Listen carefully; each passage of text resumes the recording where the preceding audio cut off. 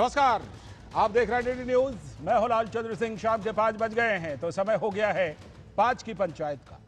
और 5 की पंचायत में आज हम एक ऐसे मुद्दे पर पंचायत करने वाले हैं जो विषय पहले भी उठ चुका है, क्योंकि इस तरह की आवाजें उठती रहती हैं। कभी तमिलनाडु से, कभी कर्नाटक से, कभी बिहार से भी उठी थी और उत्तर प्रदेश से भी उठी थी। अब तेलंगाना से भी इस तरह की आवाज उठी है और आवाज उठाने वाले कोई ऐसे वैसे आदमी नहीं है। तेलंगाना के मुख्यमंत्री हैं रेवंत रेड्डी। हिंदू देवी देवताओं के बारे में तेलंगाना के मुख्यमंत्री रेवंत रेड्डी के विवादित बयान पर राजनीति गर्मा गई है और बीजेपी ने इस मुद्दे पर कांग्रेस को निशाने पर लेते हुए जोरदार हल्ला बोला है। तो यह तो एक बात हुई, लेकिन यह अकेला मामला नहीं है। हिमाचल प्रदेश के मुख्यमंत्री सुखविंदर सुक्खू, उनका भी एक वायरल वीडियो हुआ है, उस पर भी विवाद हो गया। और वायरल वीडियो है क्या? उसमें वो बच्चों से कह रहे हैं कि राधे राधे नहीं बोलो। राधे राधे क्यों बोल रहे हो? नमस्ते बोलो, नमस्कार बोलो, राधे राधे नहीं बोलना है। तो बीजेपी ने कहा कि कांग्रेस पार्टी का सीएम हिंदू देवी देवताओं का अपमान करता है, एक सीएम, और दूसरा सीएम कह रहा है कि राधे राधे ना बोलो, बोलने से रोकता है। तो इन सब के बीच हैदराबाद में बीजेपी कार्यकर्ताओं ने रेवंत रेड्डी के खिलाफ जबरदस्त प्रदर्शन किया, अपने गुस्से का इजहार भी किया। यानी कि कुल मिलाकर विवादित बयान को बीजेपी ने कांग्रेस को घेरने का एक मुद्दा बना लिया। बीजेपी को मौका दिया, कांग्रेस ने खुद ही मौका दिया है। तो अब आपको हम यह भी बता देते हैं कि रेवंत रेड्डी ने अपने विवादित बयान में कहा क्या क्या है। रेवंत रेड्डी ने अपने बयान में कहा है कि सबके भगवान हैं हिंदुओं में, जो कमारा है उनके भी भगवान हैं। इसके साथ ही जो पीने वाले लोग पियक्कड़ हैं उनके भी इतने सारे भगवान हैं, अपने अपने देवी देवता हैं। जो लोग सिंगल हैं उनके भगवान हनुमान हैं, जो लोग पियक्कड़ हैं उनके भगवान शंकर हैं। तो ऐसे ऐसे बयान रेवंत रेड्डी ने दिए हैं। उधर सुक्खू ने राधे राधे बोलने से रोका है। फिर यह भी कहा रेवंत रेड्डी ने कि ऐसे भी भगवान है जिन्होंने 2 शादियां की हैं, ऐसे भी है जो शराब पीते हैं, शराब पीने वालों के भगवान है, मुर्गे की कुर्बानी देते हैं, और अलग अलग भगवान है, जो दाल चावल खाते हैं उनके भगवान अलग। तो आपको हम ये भी बता दें कि ये पहली बार नहीं है जब रेवंत रेड्डी ने ऐसा कोई बयान दिया है। वो लगातार अपने कई बयानों से विवादों के घेरे में रहे। पिछले साल भी उन्होंने एक बयान दिया था और उन्होंने बीजेपी पर निशाना साधते हुए कहा था कि जो भगवान की फोटो लेकर कुछ मांगता है वो हिंदू नहीं, वो तो भिखारी है। तो इस तरह की बातें लगातार जो हैं, जिस तरह से कांग्रेस के मुख्यमंत्री का यह बयान है और कांग्रेस के तेलंगाना के मुख्यमंत्री के साथ साथ हिमाचल के मुख्यमंत्री क्या कह रहे हैं वो हम बता ही चुके हैं आपको। इसके अलावा जो हम लगातार चर्चा करते रहते थे पहले भी, प्रियांक खड़गे कौन है? प्रियांक खड़गे कर्नाटक सरकार में मंत्री हैं, उनके भी बयान आते रहे। और ये भी बता दें, प्रियांक खड़गे कांग्रेस के राष्ट्रीय अध्यक्ष मल्लिकार्जुन खड़गे के सुपुत्र भी हैं, उनके भी सनातन विरोधी बयान आते रहते हैं। और तमिलनाडु के मंत्रियों का तो क्या ही कहना, उदयनिधि स्टालिन रहे या फिर मुख्यमंत्री स्टालिन भी रहे, वो लोग भी इस तरह के बयान देते ही रहते हैं और कांग्रेस वहां पर साझेदार भी है। तो ये सारी बातें जो हैं वो होती रहती हैं और बीजेपी को हर बार ये मौका मिलता है। आज इसी पर 5 की पंचायत करेंगे और 5 की पंचायत में आज हमारे साथ कौन कौन जुड़ रहे हैं इस चर्चा में, पहले उनका मैं परिचय करवा देता हूं आपसे। हमारे साथ विजय शर्मा जी, भारतीय जनता पार्टी के प्रवक्ता, बहुत बहुत स्वागत विजय जी। साथ में हमारे साथ शेखर अय्यर जी, वरिष्ठ पत्रकार, जुड़ेंगे 5 की पंचायत में। यश भारती जी, समाजवादी पार्टी के प्रवक्ता, जुड़ेंगे। और साथ में निखिल जैन, जो राजनीतिक विश्लेषक और कांग्रेस के समर्थन में बातें रखते हैं। ये तमाम लोग आज पंचायत में हमारे साथ जुड़ रहे हैं। तो 5 की पंचायत में आज हम इस समय हमारे साथ शेखर अय्यर जी जुड़े हुए हैं। मैं पहले उन्हीं के पास चलता हूं और उसके बाद बाकी मेहमानों से भी जुड़ेंगे और आज 5 की पंचायत हम करेंगे इस पर। शेखर अय्यर सर, कैसे इसको समझा जाए? आप इतना लंबा तजुर्बा आपका मतलब जर्नलिज्म में है, पत्रकारिता में और राजनीतिक पत्रकारिता में भी, ये हाल में आपको कुछ ज्यादा लक्षण नहीं दिखाई पड़ रहा शेखर सर? आप देखिए कि बिहार में और उत्तर प्रदेश में रामचरितमानस के खिलाफ बयान, प्रभु श्री राम के खिलाफ बयान, तमिलनाडु में तो चलिए पहले भी होता रहा है, लेकिन फिर से कभी वो वायरस तो कभी क्या वाला बयान वहां। ये मैं इसलिए कह रहा हूं, चाहे यूपी हो, बिहार हो, तमिलनाडु हो, कांग्रेस की सरकार भले नहीं हो, लेकिन वहां उनके पार्टनर इस तरह के बयान देते हैं। लेकिन बात सिर्फ पार्टनर की नहीं है, प्रियांक खड़गे के कैसे कैसे बयान आते हैं कर्नाटक से, और फिर ये दोनों तो मुख्यमंत्री हैं, रेवंत रेड्डी और सुखविंदर सुक्खू। इस तरह के बयान आखिर पॉलिटिक्स में आपको लगता है कि ये कुछ नया चल रहा है या कांग्रेस की कुछ नई सोच बन गई है क्या शेखर सर? सर अनम्यूट कीजिएगा जरा जी। हेलो। हाँ बोलिए सर, आप आ रही है आवाज। नहीं ललन सिंह जी, आपने सही कहा, एक प्रकार से एक आदत बन गई है और वो आदत अभी मजबूरी भी हो गई है। मुझे लगता है कि अच्छा, इन सारे बयानों में एक चीज आप नोट कीजिए जी, कभी भी इनकी तरफ से कोई सुशासन को लेकर, गुड गवर्नेंस को लेकर कि प्रशासन कैसी काम करना चाहिए, क्या कर रहा है, इस तरह की बयान नहीं आती है। पता नहीं हिंदू धर्म के बारे में, हिंदू रिवाज के बारे में इनको क्या मजबूरी है बोलने का। कहीं ना कहीं लगता है उनको कि कांग्रेस के लिए एक कॉन्स्टिट्यूएंसी है, एक वोट बैंक है। अगर हम ऐसे करते जाएंगे तो एक तरफ तो लगेगा हम बड़े प्रोग्रेसिव हैं, और दूसरी तरफ हम जिस वोट बैंक को खुशी करना चाहते हैं हम कर सकते हैं। तो क्या मतलब है, आप हिंदू में कितनी देव कैसी प्रार्थना पद्धति क्या है, देखे, और जो वो कह रहे हैं वो गलत कह रहे हैं। वो कोई ये भी नहीं है, मतलब किसी को भी धर्म पे कमेंट करने की ये है, लेकिन आप क्या कह रहे हैं, मतलब बिना सोचे समझे, बिना उसको पूरा देखे, क्योंकि बात एक मुख्यमंत्री से क्या अपेक्षा है कि इसके बारे में कौन पूछ रहा है? किसी ने पूछा आप हिंदू धर्म के बारे में हमें बताइए। लेकिन शेखर सर, यहां पे आपसे एक बात जरूर समझना चाहूंगा कि देखिए, आपने कहा कि कुछ ऐसा एक वर्ग है जो कि ऐसे बयानों से खुश होता है, लेकिन ये भी तो खतरा है सर कि एक ऐसा वर्ग भी होगा जो ऐसे बयानों से नाराज भी हो जाएगा। देखिए आज की स्थिति में कांग्रेस की क्या इमेज क्या है, देखिए ऑल इंडिया पे कि कहीं ना कहीं एक इमेज बन गया जो उनको नुकसान कर रहा है, हर चुनाव में नुकसान कर रहा है। कि कांग्रेस ऐसी पार्टी है वो भारतीय पक्ष पे नहीं है, ऐसी एक पार्टी है कभी कभी ऐसी बयान देती है, जैसे मान लीजिए ट्रंप ने कहा कि भारत की इकोनॉमी डेड है। अब क्या जरूरत पड़ी राहुल गांधी को कहना कि वो सही कहा? और ये इससे लोग क्या सोचते हैं, भाई हर बार आप ऐसी चीजें क्यों बोलते हो जिससे लग रहा है कि आपके दृष्टि में भारत कुछ नहीं है, भारतीय जो रीति रिवाज जो है, जो कल्चर है वो कुछ नहीं है, क्यों ये सब कर रहे हो? जी, ये बिल्कुल ये सवाल है। मैं इस सवाल पर बाकी लोगों की भी प्रतिक्रिया लूंगा, बाकी लोगों के साथ भी पंचायत करूंगा, लेकिन जरा पहले कुछ देख लेते हैं कि ये जो बयान दिया गया है रेवंत रेड्डी के द्वारा और जो सुखविंदर सुक्खू ने कहा है, क्या एग्जैक्टली कहा है, तभी तो उस पर बात होगी ना। क्या उन्होंने कहा है और उसके बाद उस पर क्या क्या प्रतिक्रिया आई है, पहले जरा ये देख लेते हैं, फिर आप सभी के पास लौट कर आता हूं मैं।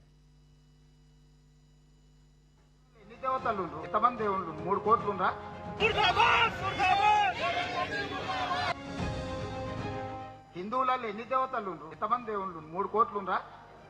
ఎందుకునే పెళ్లి చేసుకోవడానికి హనుమంతుడు ఉన్నాడు, 2 పెళ్లిళ్ళు చేసుకునేటోనికి ఇంకొక ఆయన దేవుడు ఉన్నాడు, మందు తాగేటోళ్ళకి ఓ దేవుడు ఉన్నాడు, ఎల్లమ్మ, పోషమ్మ, మైసమ్మ, కళ్ళు కొయ్యాలి, కోడి కొయ్యాలి అనేటోళ్ళకు, పప్పన్నం తినేటోళ్ళకు కూడా దేవుడు ఉన్నాడు. అవునా?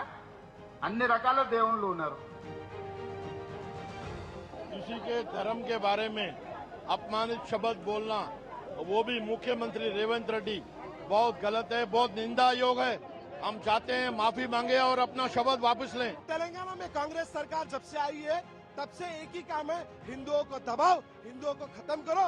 वैसे भी जुबली हिल्स में मुख्यमंत्री रेवंत रेड्डी ने कहा है कांग्रेस है तो मुस्लिम है, मुस्लिम है तो कांग्रेस है, फिर हिंदू कहाँ है? रेवंत रेड्डी और राहुल गांधी जो कमेंट करा था, जो लोग मंदिर जाते हैं वो लड़की छेड़ते हैं, राहुल गांधी बोला था। अकबरुद्दीन ओवैसी पूरे हिंदू समाज का अपमान करा था, आज सेम रेवंत रेड्डी करा है।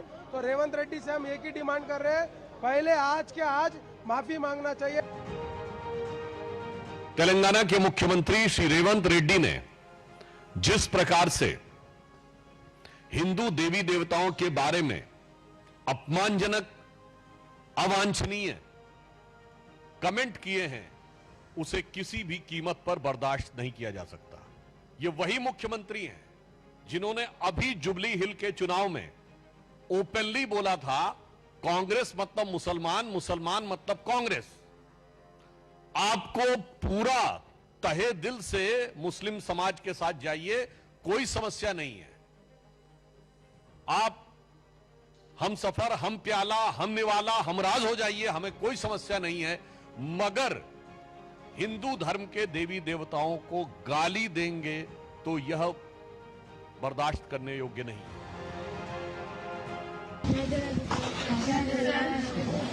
राधे राधे की नमस्कार। राधे राधे। राधे राधे की बोलते हैं। राधे राधे की बोलते हैं। तो हिमाचल के मुख्यमंत्री सुक्खू साहब का एक वीडियो वायरल हो रहा है जिसमें बच्चे उनसे राधे राधे कह रहे हैं, तो कह रहे हैं राधे राधे कहने की क्या आवश्यकता है। कांग्रेस पार्टी को का एक मुख्यमंत्री हिंदू देवी देवताओं का अपमान,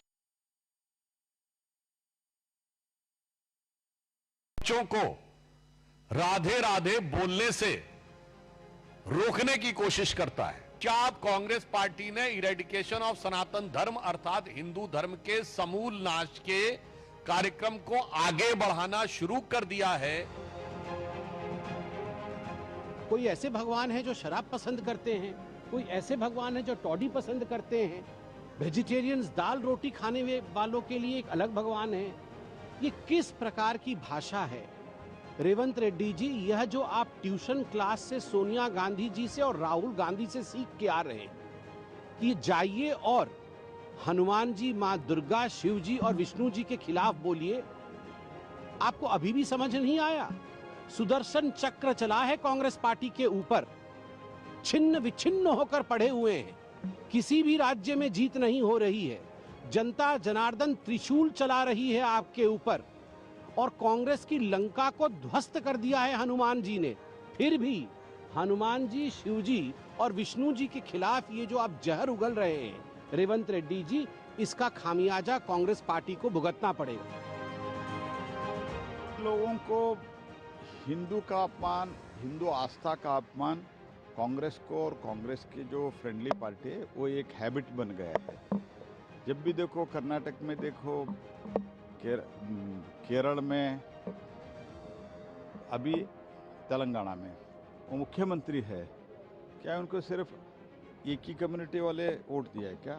मेरा दूसरा प्रश्न है यही विषय जो अन्य धर्मों में, अन्य रिलीजन में रदर, जहाँ ऐसे अगर कुछ कमियां दिखते हैं तो बात करें, देखेंगे। तो इन लोगों को बहुत इजी लग गया है हिंदू और हिंदू आस्था के बारे में मजाक उड़ाना, एक उनका हैबिट बन गया।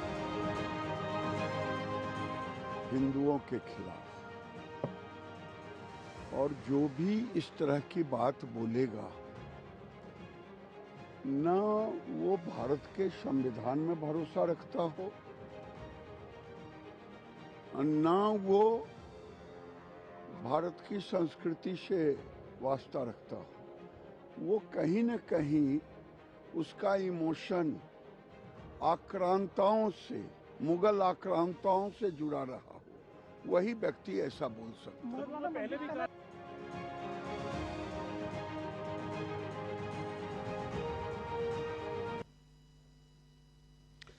तो आपने ये सारे बयान सुन लिए, जिसमें वो बयान भी हमने आपको सुनवा दिए जो रेवंत रेड्डी ने बोला है। लेकिन रेवंत रेड्डी का बयान जो था वो तेलुगु में था। तो हम जरा सभी मेहमानों के पास जाने से पहले वो देखिए, अभी हालांकि उसका हिंदी वर्जन भी हम चला रहे हैं, देखिए वो आ रहा है लगातार, लेकिन फिर भी मैं एक बार रिपीट कर देता हूं, तब जाकर डिस्कशन पर जाएंगे। उन्होंने कहा कि हर हिंदू समुदाय के अपने अपने देवी देवता हैं, इतने भगवान क्यों हैं, ये सवाल उठाया।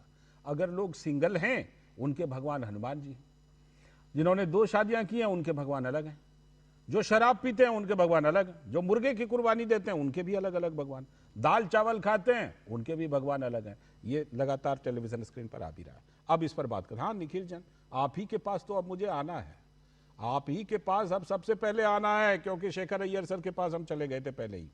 आप ही के पास आ रहा हूं, बताइए क्या भाई ये क्या चल रहा है निखिल जैन जी? एक तो इस तरह के बयान, ऊपर से एक सीएम जो है ऐसे बयान देते हैं, दूसरे सीएम कहते हैं राधे राधे क्यों बोलते हो बेटा, नमस्ते बोलो, नमस्कार बोलो। अरे भाई क्या चिढ़ है राधे राधे से? ये भारत है, ये सनातन की भूमि है निखिल जैन जी, ये क्या, ये कौन सी चिढ़ है? मैं प्रियांक खड़गे वगैरह के बयान पर बाद में आऊंगा और आपके साथ भी इस पर बात करूंगा, लेकिन जरा लोकसभा चलता हूं, वहां पर केंद्रीय वित्त मंत्री निर्मला सीतारमण संबोधित कर रही है। That it is a cess. This is not a cess. This is excise duty. It existed before GST. It's come back to the center because center gave it away at that time for collecting compensation cess. Now it's reverting back to the center, and I will get into the details when I answer some particular members' questions. It is coming back to the center to be collected as excise duty, which will go to the divisible pool. It is going to be redistributed again at the 41%, which has to go to the states. So this is not a cess. When a cess comes, I'll stand up to say that is cess. This is not. And I found quite a few honorable members talking about, oh, this is a cess, center is bringing it, it's going to take the revenue. No, please. I will stand up when I have a cess to talk about, but this is not the one. Sir, I just want to highlight the basic excise duty. Even after the introduction of GST, because that head of account was being maintained, was brought to the minimum most level, and then now it's going back. Even during GST, when the minimum most level of excise was being collected, we collected only a token amount, which was 5 rupees for 1,000 sticks. And for most cigarette categories, it was 10 rupees per 1,000 sticks. Size variant are taken as consideration. In practical term, it meant that the excise component per stick was a fraction of 1 paisa.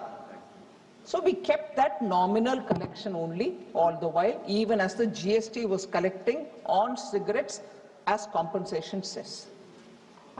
By comparison, sir, pre-GST excise duty rates ranged from 1,585 to 2,850 rupees per 100 sticks for non-filter cigarettes, and 1,585 to 4,170 per 100 sticks if they were filtered.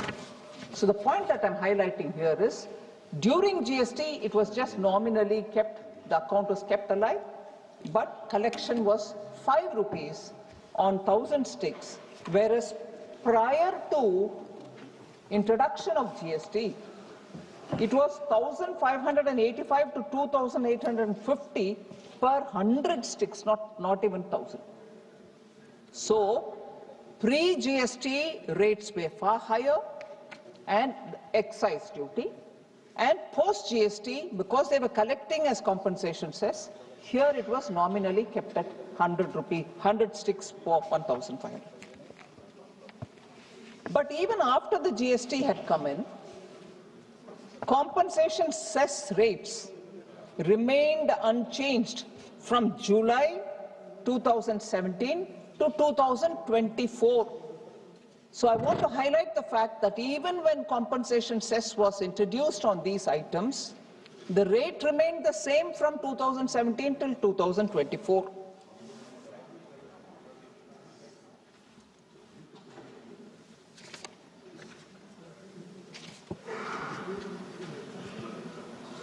So normally, World Health Organization, when it gives some reports, it comments on situations prevailing in different countries.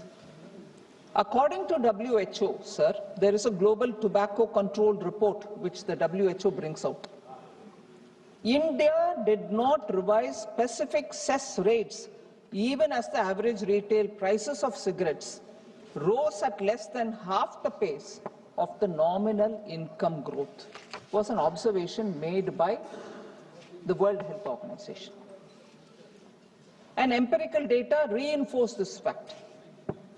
So the World Health Organization and the World Bank jointly track affordability index of tobacco products. Is it affordable, or in order to deter people from using cigarettes, have we kept it higher, is an indicator which the World Health Organization monitors. And for India, their comment has been, affordability has either stagnated or increased in the past decade. When affordability increases, it means the price is remaining low.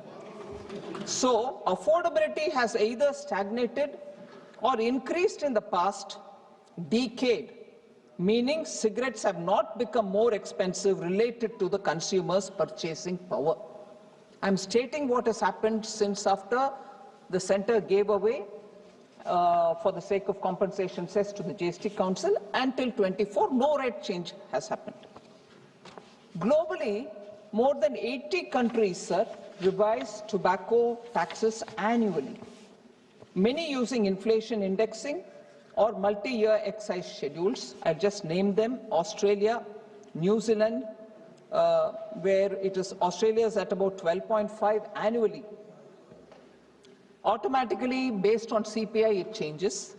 New Zealand, 10%, Philippines, Turkey, South Africa have also constantly linked it with inflation. EU member states do it, maintain a minimum excise burden of 60% of weighted average price. Some may exceed and reach to 70, 75 also. So even in India, prior to GST rates, annually, rates on tobacco had been increased. So it's primarily health-related concern with which it had to be a deterrent. The price or the tax had to be a deterrent so that people don't get into that habit. But after the sunset of compensation cess, as I said, we are bringing back the excise duty which existed prior to GST. Now, certainly we don't want cigarettes to become affordable. So this is the sum and substance of this particular excise duty. India's total tax incidence on cigarettes is approximately 53%. 53% of the retail price, which is substantially lower than the World Health Organization, which is, I just mentioned all that earlier. And the World Health Organization benchmark is at 75%. I've already mentioned that some states, some countries do charge more. United Kingdom, Australia are well over 80 to 85%. So we do keep that benchmark which the WHO has highlighted, and the concerns of honorable MPs. सीधा प्रसारण आप लोकसभा से देख रहे थे। केंद्रीय वित्त मंत्री जो केंद्रीय उत्पाद शुल्क संशोधन विधेयक 2025 है उस पर हुई चर्चा में हिस्सा ले रही हैं और उसके बारे में जो सरकार का पक्ष है उसको रख रही हैं। बाद में फिर इस बिल को पारित भी किया जाएगा। तो आज हम लौटते हैं फिर 5 की पंचायत में जिस मुद्दे पर हम बात कर रहे हैं। हमारे सारे मेहमान जुड़े हुए हैं। निखिल जैन के पास हम जा रहे थे। निखिल जी, जरा बताइए कि आखिर ये क्या सूझा है कि एक तरफ इस तरह का एक सीएम बयान देता है तेलंगाना के मुख्यमंत्री और दूसरी तरफ दूसरे सीएम कहते हैं राधे राधे ना बोलो। अरे भाई, ये क्या भारत सनातनी देश, भारत में ये सब चीजें चल सकती हैं क्या? और ये किस सोच के तहत ऐसा किया जा रहा है? मैं प्रियांक खड़गे का जो बयान है और बाकी जो बयान उस पर बाद में आऊंगा। अभी ये 2 ताजा बयान पर बताइए निखिल जैन। सबसे पहले तो आपके दर्शकों को नमस्कार, प्रणाम, राधे राधे, राम राम, आदाब, सब कुछ, ठीक, क्योंकि यह हमारी संस्कृति है। ये हिंदू धर्म की भी संस्कृति है और भारत देश की भी संस्कृति है कि हम सब धर्मों को, सब समुदायों को साथ लेके चलते हैं। मुझे नहीं पता सुक्कू जी ने बच्चों से किस कॉन्टेक्स्ट में पूछा, क्योंकि अभी भी जो विजुअल चला उसमें सिर्फ एक इतनी सी उनकी क्लिप थी, ना आगे की बात थी ना पीछे की बात थी, तो मुझे नहीं पता कॉन्टेक्स्ट क्या है। हाँ, मैं ये जरूर देख पा रहा हूँ कि ये कंट्रोवर्सी 2 दिन पहले हुई थी और उसके बाद सुक्कू जी ने एक स्टेज से आके खुद बड़े जोर से राधे राधे कहा। और सुक्कू जी खुद एक हिंदू हैं और मुझे एक ये चीज नहीं समझ आती भाजपा का, जब ये एक आरोप लगता है कि कांग्रेस पार्टी तो मुसलमानों की है, मुसलमानों के तुष्टीकरण से चलती है। शायद ये बेसिक मैथ समझते नहीं है या फिर ये समझते हैं कि जो दर्शक हैं, जो देश की जनता है, वो शायद बेवकूफ है कि जो नहीं समझ पाएगी। देखिए, मुसलमान इस देश में 15% के करीबन आबादी है। कांग्रेस पार्टी को 20% वोट आता है। आपको सरकार बनाने के लिए 35% वोट चाहिए। तेलंगाना में कांग्रेस पार्टी को 38% वोट आया, मुसलमानों की आबादी 14% है। तो एक बारी को कोई मान भी ले कि कांग्रेस पार्टी मुसलमानों की है, कांग्रेस पार्टी को बेवकूफ होना पड़ेगा अगर वो खाली मुसलमानों के पीछे जाए।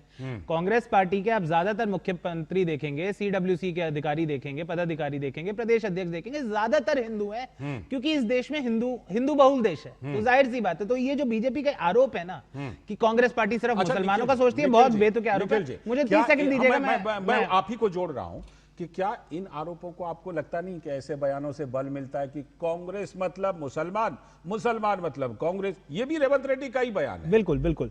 मैं रेवंत जी का भी, क्योंकि हमने बयान सुना और वो तेलुगु में था, मैं तो तेलुगु नहीं समझता, तो मैं भी ऑनलाइन ट्रांसलेशन पढ़ रहा था। आपने भी एक बताई, आपने ट्रांसलेशन बिल्कुल सही बताई, लेकिन उसमें थोड़ा सा एक पार्ट रह गया कि रेवंत रेड्डी ने ये बात किस कॉन्टेक्स्ट में बोली थी। ये कांग्रेस कार्यकर्ताओं का एक सम्मेलन था जिसमें इस बात पे मुद्दा हो रहा था कि हमारे डीसीसी, डिस्ट्रिक्ट अध्यक्ष, जिला अध्यक्ष हम क्यों नहीं चुन पा रहे।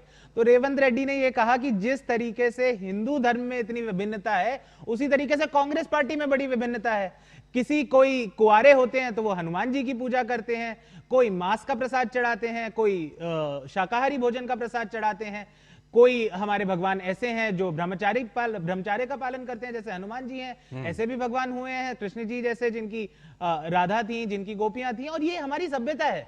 अगर भाजपा को लगता है कि ये हिंदू धर्म का अपमान करना है, तो शायद उन्हें हिंदू धर्म की सभ्यता पे शर्म आती है। मुझे तो कोई शर्म नहीं आती। कृष्ण जी की गोपियां हैं, राधा जी हैं, कोई शर्म नहीं। हनुमान जी ब्रह्मचार्य फॉलो करते हैं, कोई शर्म नहीं। ये तो हमारी सभ्यता है। लेकिन ये रेवंत रेड्डी जो ये इसको लेकर आए ना, आप देखिए इस तरह से व्याख्या कर रहे हैं, ठीक है, लेकिन बात ये लग रहा है कि कहीं ऐसा तो नहीं कि जानबूझ के बार बार आबेल मुझे बात। विजय शर्मा जी आखिर क्या? छोटी सी बात बोल दूं? हाँ, बोल दीजिए, फिर विजय जी के पास। धन्यवाद। शुरुआत में हमारे एक मित्र ने एक चीज कही कि ये कांग्रेस की तुष्टीकरण की राजनीति है और एक वोट बैंक को अपील करने के लिए। मुझे ये नहीं समझ आता कि अगर कोई भी राजनेता हिंदू धर्म या हिंदू भगवान का मजाक उड़ाता है तो भाजपा को ये क्यों लगता है कि मुसलमान इससे खुश हो जाते हैं। मैं आपको कल का एक छोटा सा पर्सनल एनेक्डोट बता के खत्म करूंगा। हाँ, बोलिए। मेरे जो ड्राइवर हैं मुसलमान हैं, कल उन्होंने मुझे बोला कि बड़ा दिल में उनके दर्द हुआ। क्योंकि उन्होंने देखा कि जो मंदिर था झंडे वालन के पास, वो मंदिर को तोड़ दिया गया क्योंकि आरएसएस ऑफिस की पार्किंग बनानी है। बहुत पुराना मंदिर है, 1500 साल पुराना कहा जा रहा है। वो कह रहे मुझे दुख होता है सर, कोई भी अगर प्लेस ऑफ वर्शिप तोड़ी जाए, कोई भी पूजा का स्थान तोड़ा जाए, चाहे वो मस्जिद हो, मंदिर हो, दर्द होता है। तो ऐसा नहीं है कि अगर हिंदुओं का मजाक उड़ाओगे तो मुसलमान खुश हो जाएंगे। हर तरह के लोग हैं, हिंदू भी नाराज, हर तरह के लोग हैं निखिल जी, हर तरह के लोग हर समाज में हैं। ये बात तो हमें मान के चलना पड़ेगा। विजय शर्मा जी बताइए। विजय शर्मा जी, ये कहना है कि देखिए तेलंगाना के मुख्यमंत्री ने अगर कहा तो इसमें इतना ज्यादा हंगामा करने की जरूरत क्या है? विजय शर्मा जी बताइए। बीजेपी इस तरह से क्या इसमें एक अवसर ढूंढ रही है क्या? लाल चंद्र जी, हमारे को अवसर ढूंढने की जरूरत नहीं है। कांग्रेस को अपने गिरेबान में झांकने की जरूरत है, और ये आज से नहीं है। निखिल जी ने बड़े आराम से बता दिया जैसे कुछ हुआ ही नहीं है। आपने इतनी गाली गलौज, अरे आप तुलना कीजिए तो इस्लाम में कीजिए, ईसाई में करके दिखाइए ना, आपकी हिम्मत है। हर बार आप तुलना हिंदू धर्म से क्यों करते हो? दूसरा मैं बता देता हूँ कुछ, मैं कुछ उदाहरण देता हूँ। आप मुझे बताइए 1959 में बाबर की कब्र पे जवाहरलाल नेहरू जाते हैं, 1968 में इंदिरा गांधी जाती है बाबर की कब्र पे, और उसके बाद में मनमोहन सिंह जी भी जाते हैं उनकी कब्र पे। तो बताइए, एक इन्वेडर जो है, जो आक्रांत है, उसके वहां क्यों जाते हैं? राहुल गांधी जी कहते हैं मंदिरों में लड़कियां छेड़ी जाती है, ऐसा क्यों है? यही चीफ मिनिस्टर कुछ दिन पहले कहते हैं कांग्रेस मतलब मुस्लिम, मुस्लिम मतलब कांग्रेस। वो मैंने बताया। ऐसा क्यों? अभी इस देश में और नहीं रहते क्या? दूसरा मैं बताता हूं, हैदराबाद में ओवैसी साहब इलेक्शन लड़ते हैं, ये कहते हैं ये बीजेपी की बी टीम है और ये अपना कैंडिडेट नहीं उतारते उनके समर्थन में। बताइए कैसा विचित्र मामला है। राम मंदिर वहां अपना प्राण प्रतिष्ठा होती है, अपने ये राहुल गांधी जी और प्रियंका वाड्रा काले पट्टे बांधकर संसद में जाते हैं। ये कौन सा है जी? राम मंदिर में आज तक राहुल गांधी प्रियंका वाड्रा गई हो तो बता दीजिए मुझे आप। तो ये कैसे विचित्र बात है कि ये संयोग है या प्रयोग है। दूसरा मैं बता दूं, आप मुझे बताइए विकीलीक्स का हवाला दिया था, कैसे वहां इन्होंने बताया मुझे हिंदू आतंकवाद से डर लगता है। दूसरा मैं बता दूं, सुशील कुमार शिंदे का बयान देख लीजिए, पी चिदम्बरम का बयान देख लीजिए, 26/11 में तो भगवा आतंकवाद वाला जो पॉइंट किया गया था। दिग्विजय सिंह वहां किताब विमोचन कर देते हैं, हिंदू आतंकवाद से करने की कोशिश करते हैं। ठीक है, यानी कि आप ये कह रहे हैं, आप ये कह रहे हैं कि निखिल जी जितना इसको सिंप्लीफाई कर रहे हैं इतना सिंपल ये है नहीं, और कांग्रेस की तरफ से लगातार इस तरह के जिसे कहते हैं ना कि फॉल्ट हुए हैं कांग्रेस की तरफ से। यहां निखिल जी काउंटर कीजिए, फिर मैं जाऊंगा यश जी के पास। हाँ, इन्होंने कहा कि इस्लाम से ऐसी तुलना क्यों नहीं कर देते। यही तो बात मैं कह रहा हूं कि हिंदू धर्म की सुंदरता नहीं समझ पा रहे। इस्लाम में एक ही पैगंबर एक ही भगवान है, जो कह दिया वही होगा। Islam is a very rigid religion, Hindu धर्म में नहीं है। हिंदू धर्म में अगर मैं मांस खाता हूं मैं तब भी हिंदू हो सकता हूं, अगर मैं मांस नहीं खाता शाकाहारी हूं तब भी हिंदू हो सकता हूं, शराब पीता हूं तब भी हिंदू हो सकता हूं, नहीं पीता तब भी हो सकता हूं। इस्लाम में ऐसा नहीं होता, वहां पर हलाल हराम का सिंपल कॉन्सेप्ट है, बहुत रिजिड है। और यही ब्यूटी है हिंदू धर्म में, जैसे विभिन्नताएं हैं वैसे ही हमारी देश में है, वैसे ही कांग्रेस पार्टी में है। लेकिन भाजपा को ये बात समझ नहीं आ पाती। और राम मंदिर पे तो बोल दिया कि राम मंदिर फैलाने नहीं गए, 1500 साल पुराना मंदिर क्यों तोड़ा गया आरएसएस की पार्किंग बनाने के लिए, इसका जवाब नहीं दे। ठीक है विजय जी आपका पक्ष, उसके बाद यश भारती पर। देखिए निखिल जी ने डिबेट कर दिया, मेरी एक बात का जवाब नहीं दिया कि जवाहरलाल नेहरू बाबर वो झूठा है, जो बाबरी मस्जिद बनी, कमाल की बात है। अभी रक्षा मंत्री ने भी कहा है, रक्षा मंत्री राजनाथ सिंह ने भी कहा है कि जवाहरलाल नेहरू जी किस तरह से फंड का इस्तेमाल करना चाह रहे थे अयोध्या में बाबरी मस्जिद वगैरह। वो बयान रक्षा मंत्री जी का भी आया। ठीक है लालचंद्र जी, मैं इनको चुनौती देता हूं, इंदिरा गांधी जी के बारे में तो नटवर सिंह जो इनके सबसे स्पेस कलाकार थे, विश्वास पाते, उन्होंने अपनी किताब में लिखा है, जुटला दीजिए। ठीक है, चलिए अब मुझे यश भारती जी के पास जाना है। बताता हूँ आपको, इनकी तरफ से अब आप मुझे बताइए, खड़गे साहब के बेटे सनातन विरोधी बयान मैंने बोला प्रियंक खड़गे के बयान पर मैं आऊंगा प्रियंक खड़गे के बयान पर आऊंगा, और तमिलनाडु से जैसे जहरीले बोल आते हैं और कांग्रेस पार्टी वहां भागीदार है, उस पर तो मैं आऊंगा ही। लेकिन पहले जरा यश भारती करना चाहूंगा, मैं आता हूं। यश भारती जी के पास काफी देर हो गया। यश भारती जी, आज हम जिस विषय पर चर्चा कर रहे हैं यश जी,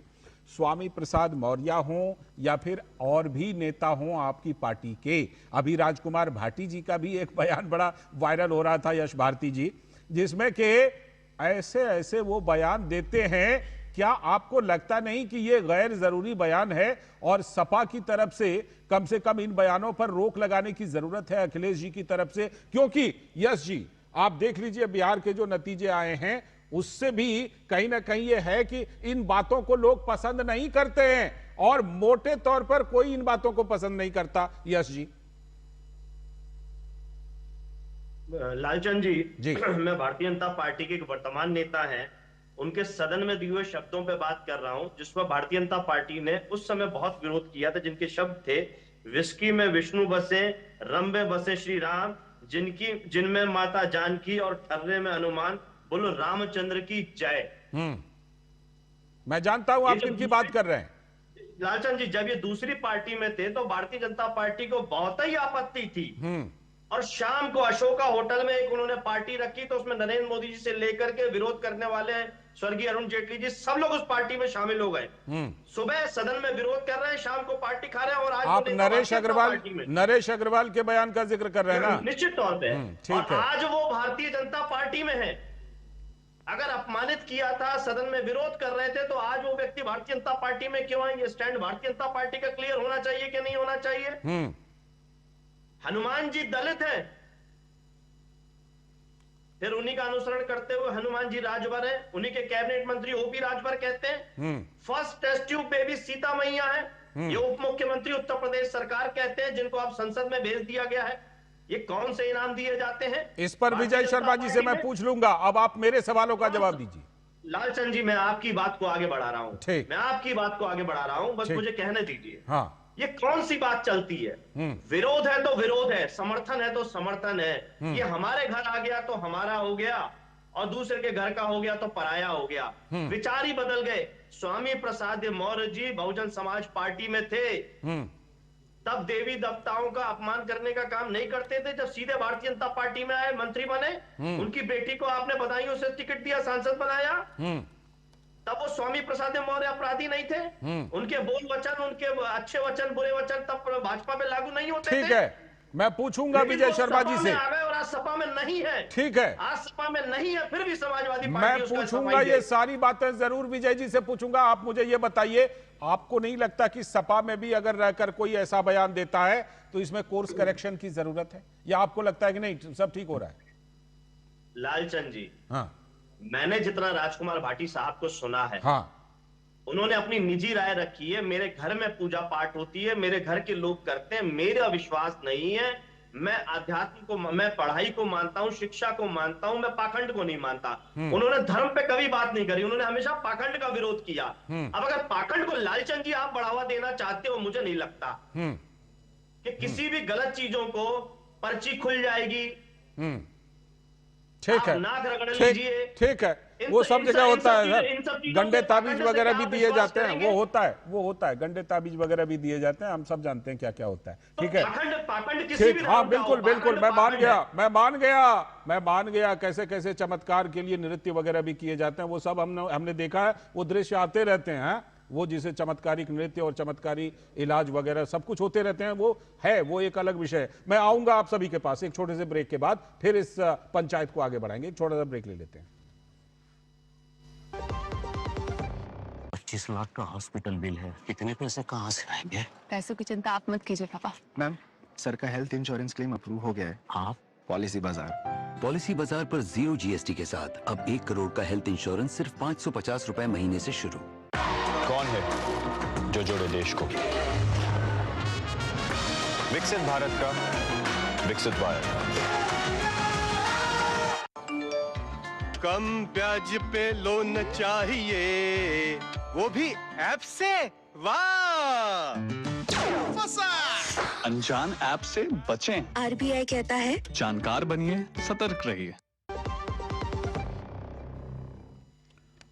स्वागत है ब्रेक के बाद। आप देख रहे हैं 5 की पंचायत। हमारे सारे मेहमान जुड़े हुए हैं और मैं इस समय सीधे रुक करूंगा शेखर अय्यर सर का, उसके बाद निखिल जी आपके पास आऊंगा। शेखर सर, ये बात जो है अभी निखिल जी ने थोड़ा सिंप्लीफाई करने की कोशिश की, ठीक है, और हम जानते हैं कि हमारा सनातन धर्म जो है वो कितना फ्लेक्सिबल है, उसमें कितना लचीलापन है शेखर सर, ये हम सब जानते हैं। लेकिन कांग्रेस के पास इस तरह का एक सिलसिला है जिसका कुछ जिक्र विजय जी ने किया, मैं उसमें कुछ चीजें और जोड़ देता हूं।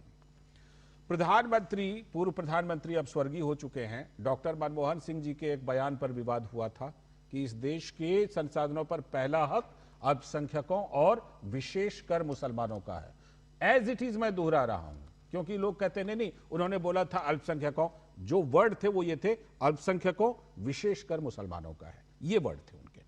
इसके बाद राहुल गांधी जी का एक बयान वायरल हुआ था कि कांग्रेस पार्टी मुसलमानों के लिए है, ये बयान आया था। फिर प्रियांक खड़गे का बयान हो या फिर जो इनके सहयोगी होते हैं तमिलनाडु में डीएमके के नेता, उनके बयान हो, या फिर अभी ताजा बयान रेवंत रेड्डी और सुखविंदर सुक्खू का, क्या मामला कांग्रेस के लिए इतना आसान है इन बयानों पर सफाई देना जितना सिंप्लीफाई निखिल जैन अभी कर रहे थे? शेखर सर। लालचंद जी, मैं बहुत खुश होता अगर जितने बात अभी निखिल जी ने कहा हिंदू धर्म के बारे में, उसकी विशेषता के बारे में, कर ये इतने बात अगर राहुल गांधी एक बार कह दे, ये भी तो बड़ी बहुत बात है, बात होगी। ये भी बड़ी बात है। जितने ये कह रहे हैं उतने वो क्यों नहीं कह रहे? हाँ, नंबर 1। तब लोगों को ज्यादा समझ में आएगी, बात सच है। नहीं, कभी हमने सुना नहीं किसी की, उनकी कभी सुना नहीं। बीच में वो फोटो वगैरह दिखा रहे थे पार्लियामेंट में, जब एक बार बयान दिए थे, लेकिन अभय मुद्रा वगैरह, शिव जी की फोटो थी, वो फोटो अभय मुद्रा मैंने बता दिया। नहीं, मैं कह रहा हूँ जिस स्पष्टता के साथ निखिल जी ने हिंदू धर्म के विशेषता को लेकर, हिंदू धर्म की आस्था को लेकर बात यहाँ रखी है, ये तो बहुत अच्छी बात है। अगर ऐसी बात है तो रेवंत रेड्डी क्यों ऐसे बोल रहे हैं? देखिए मुझे समझ नहीं आ रहा है भाई, एक मुख्यमंत्री को इस तरह बोलने की क्या आवश्यकता है? क्या ये किस चीज से जुड़ा हुआ है, बात ये। और दूसरी, कर्नाटका में क्या हो रहा है? कर्नाटका में प्रियंका खड़गे क्यों बोल रहे हैं, बार बार क्यों बोल रहे हैं, ये कोशिश क्यों हो रही है? क्या उसमें राजनीति नहीं है? प्रियंका खड़गे अगर प्रतिक्रिया, अगर इस तरह के बयान पर प्रतिक्रिया एक प्रकार के राजनीतिक रूप है, तो पहले ये क्यों बोल रहे हैं? तो देखिए, कोई राजनेता ऐसे नहीं बोलते, अगर बोल रहे हैं तो उनके लिए कुछ फायदा देखते हैं। शेखर सर, आप राहुल गांधी जी से जिस बात की उम्मीद कर रहे हैं वो उम्मीद आपकी बिल्कुल सही है, लेकिन हुआ क्या है? राहुल गांधी जी के कुछ बयानों पर तो उल्टा विवाद हुआ है। मंदिर जाने वाले लड़के लड़कियां छेड़ते हैं, ये उनका बयान। आपने सबको याद है कितना विवाद हुआ था। पार्लियामेंट में उनका दिया हुआ बयान, हिंदू हिंसा करते हैं। चर्चा तो इस पर चली आती है, राहुल गांधी जी के इन बयानों पर। तो राहुल गांधी जी से ये जो आप उम्मीद कर रहे हैं, होता तो बिल्कुल अपोजिट डायरेक्शन का है। शेखर सर, नहीं लालचंद जी, जब आतंकवाद की बात होती है तो आप कहते हैं कोई धर्म से जुड़ा नहीं है। जब छेड़छाड़, महिलाओं को छेड़छाड़ की बात है, तब कहते हो नहीं नहीं, जो लोग मंदिर जाते हैं वही करते हैं। मतलब एक माइंडसेट की दिखाता है, जो माइंडसेट को लोग रिजेक्ट कर चुके हैं। देखिए, हर चुनाव में कांग्रेस की हार का कारण भी यही है। ऐसी एक छवि बनी है कि अगर कोई मामला हिंदू धर्म की हो या हिंदू आस्था की हो, उस पर कांग्रेस उतनी ये नहीं है, एकदम कमिटेड नहीं है जी। उनको लगता है नहीं, तब आ जाता है आपकी सेक्युलरिज्म, ये वो। मतलब जो चीजें विवादित नहीं उसको भी विवाद करते हो। निखिल जी, अब देखिए, आपने तो प्राण प्रतिष्ठा की बात की, भाई राम मंदिर सुप्रीम कोर्ट ने जजमेंट दे दिया था, उसके बाद में क्या क्या बयान दिया गया, भाई प्राण प्रतिष्ठा हम जाएंगे नहीं, प्राण प्रतिष्ठा एक ड्रामा है। ये भी आप सही कह रहे हैं, ये भी आप सही कह रहे हैं कि लोगों के मन में अगर इस तरह की कोई बात है, उसको साफ किया जा सकता था। अयोध्या में राम भगवान प्रभु श्री राम का दर्शन करके उसको साफ किया जा सकता था, महाकुंभ में स्नान करके। लेकिन ये सब भी तो नहीं होता निखिल जी, तब ना लोगों के बीच ये बातें चर्चा बनती है और कांग्रेस लगातार इस तरह का मौका देती है खुद। निखिल जी, लालचंद जी, इसमें बात क्या है कि बीजेपी के पास जो सिस्टम है अमित मालविया का, आईटी सेल का, उनको क्लिप काट के चलाना बहुत अच्छे से आता है। अच्छा। ये आपके दर्शक अब तो समझ चुके होंगे कि किस तरीके से राहुल गांधी पे सालों तक ये लगता रहा आरोप कि उन्होंने बोला था ऐसी मशीन लाऊंगा जिसमें आलू डालोगे सोना निकलेगा। था क्या वो? एक क्लिप काट दिया गया था। राहुल गांधी ने स्पीच में यह बोला था कि नरेंद्र मोदी यहां आए थे, उन्होंने ऐसा कहा था, क्या ऐसी मशीन आई क्या? इसी तरीके से राहुल गांधी के कोई भी जब ये स्टेटमेंट्स लाई जाती हैं जहां पर कथित तौर पे राहुल गांधी हिंदू विरोधी नजर आते हैं, वो हमेशा क्लिप्ड स्टेटमेंट्स होती हैं, हमेशा विदाउट कॉन्टेक्स्ट होती हैं। और यहीं पर सारी दिक्कत है, क्योंकि राहुल गांधी, जैसे यही एक बात है कि राहुल गांधी ने कहा कांग्रेस मुसलमानों की है, बिल्कुल है, हिंदुओं की भी है, जैनों की भी है, सिखों की भी है। कांग्रेस तो सबकी पार्टी है, आजादी की पार्टी थी, इसमें महात्मा गांधी भी थे, इसमें नेहरू भी थे, पटेल भी थे, इसमें मौलाना आजाद भी थे, सबकी पार्टी है कांग्रेस पार्टी। तो अभी एक सवाल पूछा गया, अय्यर जी ने पूछा कि जिस तरीके से मैंने हिंदू धर्म की तारीफ करी, राहुल गांधी क्यों नहीं कर देते? अरे मेरे से बहुत ज्यादा बारी कर चुके हैं, मेरा तो हिंदू धर्म के बारे में ज्ञान बहुत सीमित है। राहुल गांधी ने तो किस तरीके से हिंदू धर्म में सत्य के, अहिंसा के, प्यार के, कंपैशन के प्रिंसिपल्स हैं, उसके बारे में बहुत बारी बात करी है। 2021 16 दिसंबर 2021 को करी, पार्लियामेंट के फ्लोर पे जब अभय मुद्रा की और शिवजी की बात करी गई। राहुल गांधी ने इससे पहले भी 2019 की मुझे एक स्टेटमेंट मिल रही थी, एग्जैक्टली मैं स्टेटमेंट को दोबारा नहीं ढूंढ पा रहा हूं। बहुत बारी राहुल गांधी हिंदू धर्म की तारीफ कर चुके हैं। और हम ये ना भूलें कि वो एक, उनका जो परिवार का एक धड़ा है, वो उनके जो परनाना है, नेहरू जी हैं, वो कश्मीरी पंडित थे, वो योगा करते थे। योगा को सबसे पहले बढ़ावा देने वाला कोई प्रधानमंत्री था, वो तो खैर नेहरू जी थे। पर वही बात है कि क्या हम सिर्फ ये हिंदू मुसलमान की बात करते रहें या इंपॉर्टेंट मुद्दों पे बात करें? एक और बात कही गई कि प्रियंक खड़गे ने हिंदू धर्म के विरोध में बयान दिया। प्रियंक खड़गे की वो स्टेटमेंट भी out of context BJP blow करती है। प्रियंक खड़गे से ये पूछा गया कि स्टालिन ने ऐसा ऐसा कहा, आपका इस पे क्या कहना है? प्रियंक खड़गे ने कहा जहां पर भी किसी को दबाया जाता है वो गलत है। प्रियंक खड़गे ने कभी हिंदू धर्म का नाम ही नहीं लिया। रही बात उदयनिधि स्टालिन की, उसमें कई लोग यहाँ पर मैं एक बात कहूंगा, आप ये समझ रहे हैं ना निखिल जी, थोड़ी देर के लिए आपकी बात को लेकर चलता हूं, आपकी बात को थोड़ी देर लेकर चलते हैं। आता हूं विजय जी, आपकी बात को ही थोड़ी देर में ले चलता हूं कि आप कह रहे हैं कि बीजेपी इस चीज को जो है वो प्ले कर लेती है, ठीक है। अब अगर ऐसा कुछ हो जाता है तो उसका उपाय जो है, जो अभी शेखर सर भी उस उपाय का जिक्र कर रहे थे और मैं भी कह रहा हूं कि अगर मान लीजिए ऐसा कुछ गलत ढंग से हो जाता है, गलत व्याख्या हो जाती है, तो उसके बाद उस पर स्पष्टीकरण देकर के स्थिति साफ करना, लोगों के भरोसे को जीतना, इसकी जिम्मेदारी किसकी है? प्रियांक खड़गे का कोई बयान अगर मान लीजिए गलत कॉन्टेक्स्ट में वायरल कर दिया अमित मालवीय जी ने या विजय शर्मा जी ने, तो उस पर भी तो आकर के आप ही को स्पष्टीकरण देना होगा ना। इसमें कहीं ना कहीं कांग्रेस मिसिंग है क्या? लालचंद्र जी, अगर मैंने एक कोई बात कही नहीं और मेरा विरोधी आके बोल दे मैंने कहा है और फिर मैं विरोधी की झूठी बात पे सफाई देने लगूं, तो कांग्रेस पार्टी तो हर 3 मिनट में कांग्रेस पार्टी के हैंडल पे ही आएगा। हमने ये नहीं कहा नेहरू जी कभी कब्र पे नहीं गए थे, ये नहीं हुआ था, वो नहीं हुआ था, ये नहीं हुआ था, वो नहीं हुआ था। मेरे बीजेपी के मित्र ने कहा कि नेहरू जी बाबर की कब्र पे गए थे। इनसे अगर मैं प्रमाण दिखाने को कहूंगा तो ये BritishPale.com की एक वेबसाइट दिखाएंगे, उसमें एक वीडियो चलेगी, वो वीडियो होगी डैम और इरिगेशन की, क्योंकि बहुत सारी डिबेट्स में कर चुका हूं इस पर। मुझे पता है बीजेपी के पास यही प्रमाण है, क्योंकि नेहरू जी बाबर की कब्र पे गए इसका कोई प्रमाण नहीं है।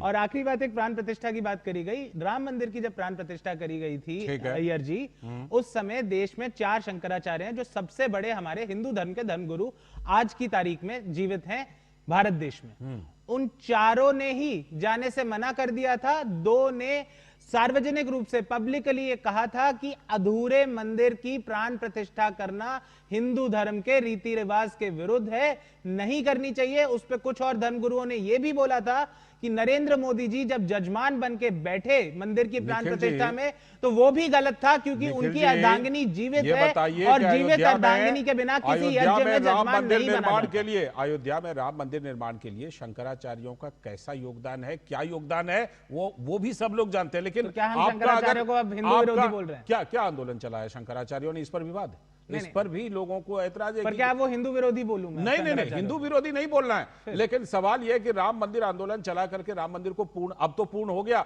आपका कहना है अधूरा मंदिर अब तो पूर्ण हो गया। क्या आप जाएंगे राहुल गांधी, प्रियंका वाड्रा? चले जाएंगे, अब पूरा हो गया, ध्वजारोहण हुआ है, वो जाएंगे। आप ये कह रहे हैं कि जाएंगे, आपको लगता है? देखिए, वो जाएं ना जाएं ये उनका अधिकार है। 4 में से 2 शंकराचार्य जैसे जा चुके हैं, ठीक है, लेकिन 2 नहीं गए। ठीक, कोई कांग्रेस के कई नेता जा चुके हैं, कई नहीं गए। अच्छा, बीजेपी के बड़े नेता नहीं गए। ठीक है, विजय जी आपके पास आऊं, लेकिन उससे पहले जरा यश भारती जी कुछ रखना चाहते हैं, फिर विजय जी के पास। यश भारती जी आप रखिए पहले बात। लालचंद जी, मैं एक लाइन बोलता हूं जिसमें ये हो, बीजेपी नहीं होती तो भगवान राम समुद्र में होते। हाँ।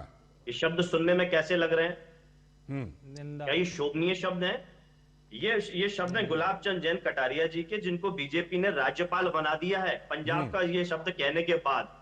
तो मैं जो लगातार बात कह रहा हूं कि आप किसी भी गलत शब्द कहने वाले को फिर इनाम देते हो, दूसरी पार्टी का आदमी है तो फिर उसको वो कहते हो। संगीत सोम भारतीय जनता पार्टी के नेता, वो कहते हैं सभी भगवानों ने क्षत्रियों की माँ की कोख से जन्म लिया है। क्या इनाम दिया है भारतीय जनता पार्टी ने? लगातार उनको आगे बढ़ाने का काम आज लगता है बीजेपी के नेताओं का पूरा आप कोर्ट लेकर के आए हैं ना, बयानों का पूरा बंडल। यस जी, नहीं, देखिए, सवाल विवाद पे है, विवादित बयानों पे है, तो बात होगी। ठीक है। अभी जैसे एक सज्जन हमारे पैनलिस्ट बोल रहे थे, कौन किसकी कब्र पे गया, तो आडवाणी जी जिन्ना की कब्र पे जा करके पाकिस्तान के अंदर महिमा मंडित करते हैं, जिसको देश के अंदर अब कोई मानने को तैयार नहीं। आडवाणी जी के इस चीज को उन्होंने डिसोन भी किया, बीजेपी पार्टी ने। देखिए, अब वही वाली बात है। हाँ, आप करो तो सब ठीक है, हाँ, दूसरा कर रहा है तो आप विजय जी का जवाब। विजय जी आपके ऊपर सवाल। विजय जी आपके ऊपर ये सारे सवाल आप बताइए, आप विजय जी का जवाब लीजिए। यस जी, विजय जी का जवाब। मुझे थोड़ा सा जवाब, थोड़ा सा समय देना। मैं दोनों, आप बताइए, समाजवादी पार्टी कहती है अडवाणी जी का, अडवाणी जी को इस्तीफा देना पड़ा था। मैंने बोला ये बीजेपी के, आपको ये पता होना चाहिए। दूसरा मैं बता देता हूं, आप तो राम भक्तों पे गोली चलाने वाले हो। आपको तो पता है दंगे होते थे, दंगाइयों को आप चेक बांटते थे, हिंदुओं के घर जलते थे, हिंदुओं की मृत्यु होती थी। कोसी में मेरे सामने की बातें, लोग हॉस्पिटलाइज थे, उनके ऊपर मुकदमे दर्ज हो गए, उनको चेक बांट दिए गए। चलो समाजवादी जोड़े, अब कांग्रेस की देखिए कितनी मासूमियत के साथ। लालचंद जी, मैं उम्मीद निखिल जी ने बोला, बीच में नहीं बोलता, मैं बीच में नहीं बोलता। नहीं तो हम पूछेंगे ना। यस जी, हम विजय शर्मा जी से पूछेंगे, मैं किसी के बीच में नहीं बोलता। यस जी, विजय जी से पूछेंगे, पहले उनको बोल लेने दीजिए। अरे भैया ये बता दीजिए, अभी बोल लेने दीजिए ना, मैं वो आपका सवाल पूछूंगा उनको। और इन्होंने जब मुझसे मैं तो इतना बता देता हूं, पूछूंगा। मुझे मौका दीजिए। सुनिए, आपके सबसे बड़े नेता माननीय मुलायम जी ने 2017 में अपनी पुत्रवधू के इलेक्शन में कहा था कि मैंने 16 हिंदू मरवाए, अगर और भी मरवाने पड़ते तो मैं मरवाता। जरा उसका भी जवाब दे दीजिए। अरे बीच में नहीं बोलते। लालचंद जी, ये कौन सी डिबेट है? इस तरह की डिबेट थोड़ी होती है क्या? ये लगातार बोले जा रहे हैं। विजय जी, विजय जी, आपके भी कुछ नेताओं के बयानों का हवाला दिया जा रहा है। सुनिए, मैंने आडवाणी जी का बताया, दूसरा बताया तो निखिल जी ने कहा कितनी मासूमियत के साथ ये कह रहे हैं। जरा राहुल गांधी जी का बता दीजिए। विजय जी से पूछ लिया, उनका जवाब सुनिए। राम को काल्पनिक बताने वाले आपको पता होगी किस तरह से राम सेतु को दिया था सुप्रीम कोर्ट में। राम को काल्पनिक इन्होंने बताया था, किस तरह से इन्होंने ठीक है धर्म के आधार पर आरक्षण दिया विजय जी। प्रदेश में, महाराष्ट्र विजय जी, आपके जिन नेताओं ने इस तरह के बयान दिए हैं, उनसे पार्टी अपने आप को अलग करती है ना? मैं कहता हूं उनको अलग तो करती है, हम तो ऐसी बातों का खंडन करते हैं, निंदा करते हैं। भगवान राम के ऊपर लाठियां लगाने वालों के साथ हम कहां हो सकते हैं? हमने तो लाठियां खाई है, गोलियां खाई है, हमने सड़क से और कोर्ट तक हमने लड़ाई लड़ी है। आपने देखा नहीं, हमारे तत्कालीन जो अपना लॉ मिनिस्टर थे रविशंकर प्रसाद जी, उन्होंने इलाहाबाद हाईकोर्ट में केस लड़ा था, और इनके कपिल सिब्बल, इनके बड़े बड़े वकील सुप्रीम कोर्ट में पेश होते थे कि 2019 में इलेक्शन है, इसको लंबित कर दीजिए, इसका फैसला मत दीजिए, फायदा हो जाएगा। और इनके शशि थरूर क्या कहते हैं, अगर बीजेपी 2019 में आ गई तो हिंदू तालिबान आ जाएगा। एक दो लाइन में बात यश जी कुछ रखना चाहते हैं। यश जी को लाइए। देखिए, ये बार बार कहते हैं राम भक्तों पे गोली चलाई, राम भक्तों पे गोली चलाई। 11 साल से मोदी सरकार है, 2 टर्म से योगी सरकार है, किस पे मुकदमा किया आज तक भारतीय जनता पार्टी ने? गोली चली थी कि नहीं? रोटी सेकने के यश जी, गोली चली थी या नहीं? हाँ या ना बताइए, चली थी गोली? पूरी बात कह रहा हूँ ना लालचंद जी। अरे लालचंद जी से पूछिए, मुलायम जी का मैं भेज दूं क्या? वीडियो बताया जी। अरे नाम विजय रखने से हर जगह विजय नहीं हो जाएंगे, जवाब देना पड़ता है। थोड़ा सा जवाब सुनिए, जवाब सुनिए, बोलिए। न्यायालय के आदेश से राम मंदिर का निर्माण हुआ। राम मंदिर निर्माण समिति का एक अध्यक्ष रखना है, जिनको प्रधानमंत्री न्यायालय में किसने पैरवी की, किसके वकील थे, किसने साक्ष्य रखे, ये भी बता दीजिए। कैसे अपनी बात पे जवाब नहीं दे पा रहे? आप सुन भी नहीं पा रहे हो जवाब? हम तो जवाब आप ही की लाइन पे दे रहे हैं। आप गलत बातें कर रहे हो ना। अरे गलत सुनिए तो। मैं बताऊं यश जी, मुलायम सिंह जी जब मुख्यमंत्री थे, मुलायम सिंह जब मुख्यमंत्री थे तो गोली चल गई।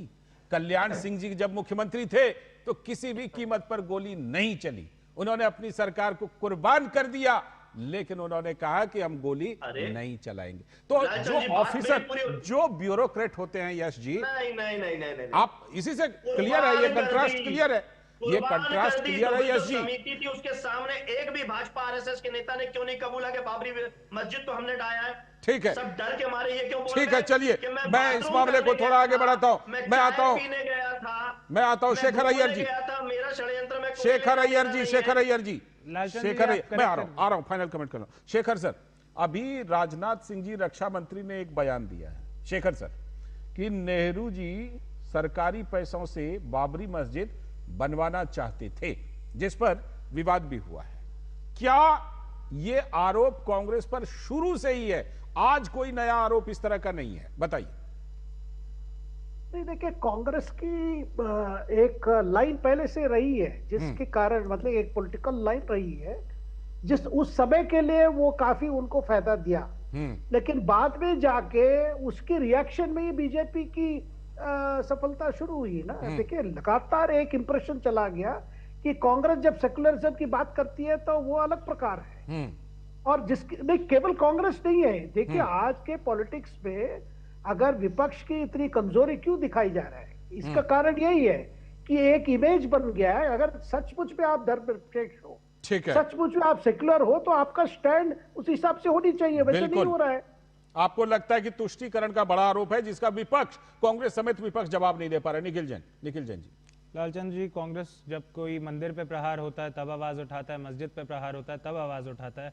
दिक्कत यह है, बीजेपी मस्जिद गिराने में तो सबसे आगे रहती है, मंदिर बनाने में भी आगे रहते हैं। प्रॉब्लम यह है, मंदिर गिराने में भी उतने ही आगे रहते हैं। चाहे वो जैन धर्म का मंदिर गिराया गया हो दिल्ली में, चाहे वो जैन धर्म का मंदिर गिराया गया हो बंबई में, चाहे वो प्राचीन हिंदू धर्म के मंदिर तोड़े गए हो वाराणसी में, चाहे वो प्राचीन मंदिर तोड़ा गया हो आरएसएस की पार्किंग लॉट बनाने के लिए झंडेवालन में, चाहे वो कोई भी और मंदिर जो हमारे इतने पुराने, आंध्र प्रदेश में एक मंदिर है, आपको जान के बड़ी पीड़ा होगी, 1500 साल पुराना मंदिर है। पता है वो कहां है? लोकल सीमेंट फैक्ट्री की मलबे के नीचे डंपिंग होती रहती है।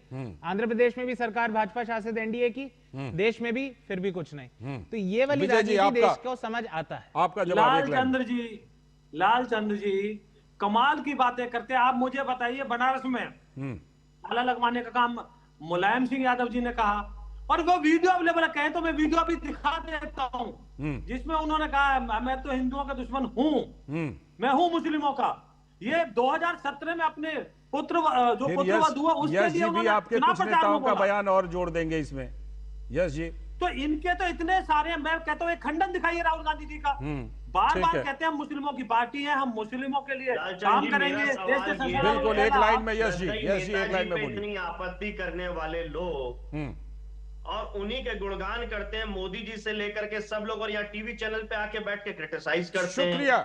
शुक्रिया आप सभी का। लेकिन एक बात बिल्कुल साफ है कि देखिए, जब कभी भी इस तरह के बयान दिए जाते हैं ना, तो उसमें होता क्या है कि बीजेपी को कहीं ना कहीं एक लूज बॉल मिलता है, ठीक है। और फिर ये बात जो शेखर अय्यर जी भी कह रहे थे कि क्या ये समझ में नहीं आती कि ये चीजें कहीं ना कहीं नुकसान करती हैं, क्योंकि देश का आम जनमानस ऐसी चीजों को पसंद नहीं करता। भारत का एक अलग फैब्रिक है। भारत कोई ना तो 1947 के बाद हुआ है और ना कोई एक उसका कट ऑफ डेट है। भारत एक सनातन परंपरा है, इसीलिए ऐसी बातों को यहां के लोग पसंद नहीं करते हैं।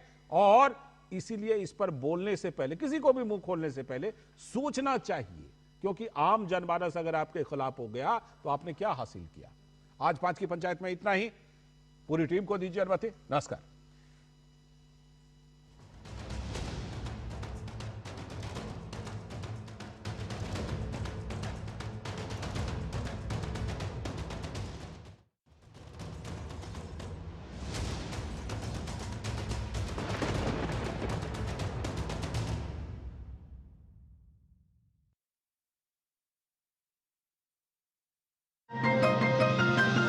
संसद सत्र के तीसरे दिन